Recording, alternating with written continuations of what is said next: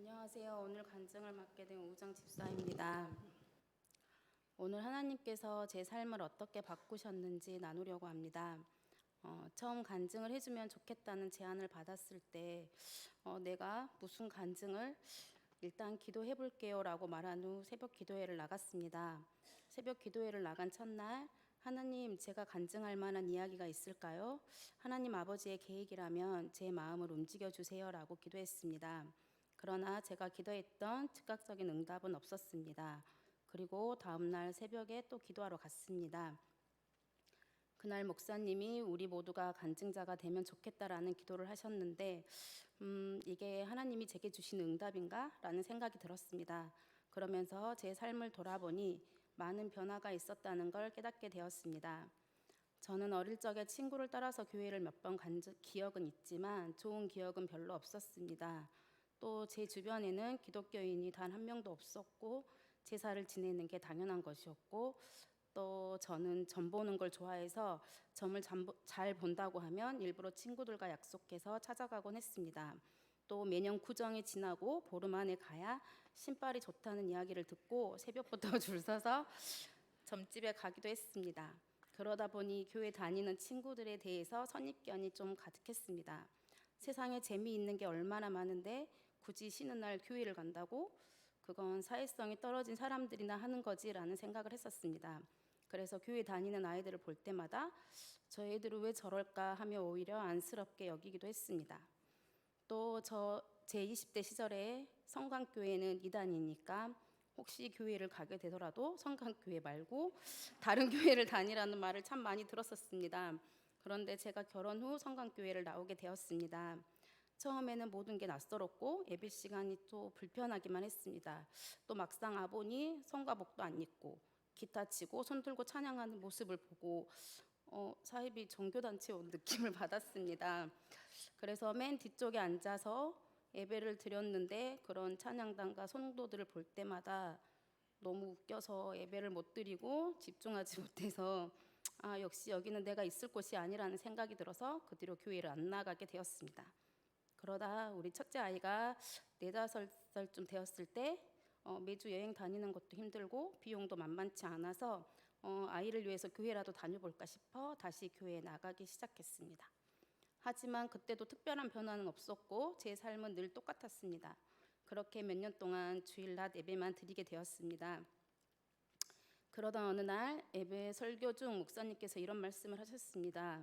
우리 교인 중에는 그런 사람은 없겠지만 집에 술을 진열해 놓고 사는 사람들이 있다. 그런데 그걸 보고 자라는 자녀들이 뭘 배우겠습니까? 라는 목사님의 말씀이 제 마음을 깊이 찔렀습니다.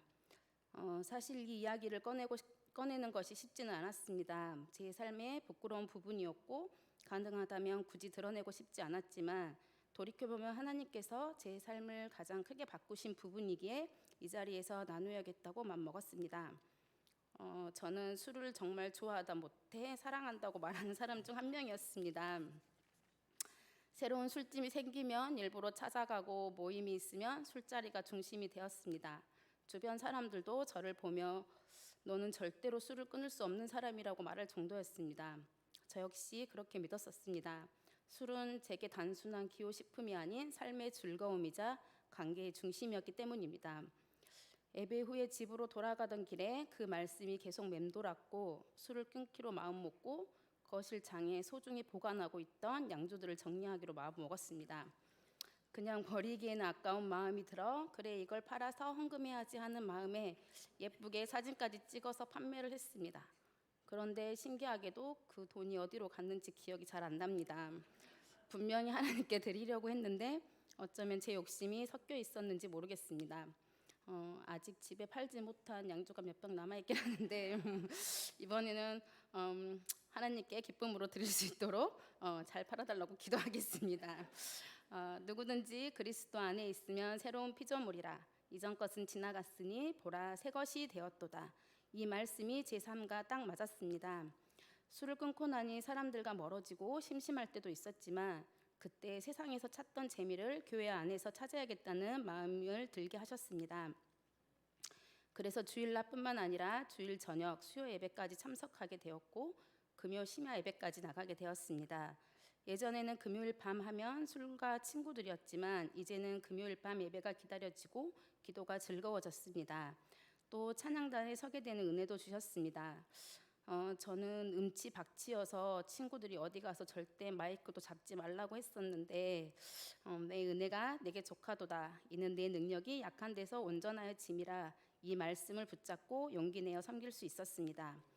또 저는 원래 아침잠이 많아서 새벽 기도에는 절대 못 나간다고 생각했었는데 문득 예전에는 친구들과 밤새 놀고 몇 시간만 자고도 출근했는데 절대 못하는 게 어디 있어? 라는 마음을 갖게 해주셨습니다. 그래서 40일 작정 기도를 해보았는데 처음에는 졸다가 끝내기도 했지만 하루를 기도로 시작하니 마음이 평안해지고 삶이 더 즐거워졌습니다. 이렇게 돌아보면 하나님께서 저에게 특별한 은사나 신비한 체험을 주신 건 아니지만 친구들이 우정이는 맨날 교회 가서 만나기 힘들다라고 말할 만큼 제 삶을 완전히 새롭게 바꾸어 주셨습니다. 제 삶을 완전히 바꿔주신 하나님 아버지께 감사를 드립니다. 이번 간증을 준비하면서 하나님께서 제 삶을 한순간에 바꾸신 것이 아니라 천천히 그러나 분명하게 제 마음을 빚어가셨다는 것을 다시 깨달았습니다. 앞으로도 저를 통해 계속 일하실 하나님을 기대하며 특별히 기도 부탁드리고 싶은 것이 있습니다. 아직 저희 시댁에서는 제사 문화가 남아있어서 늘 마음이 무겁습니다. 그 제사가 끊어지고 오직 하나님께만 예배드리는 가정이 될 수 있도록 함께 기도해 주시면 감사하겠습니다. 부족한 간증을 들어주셔서 감사합니다.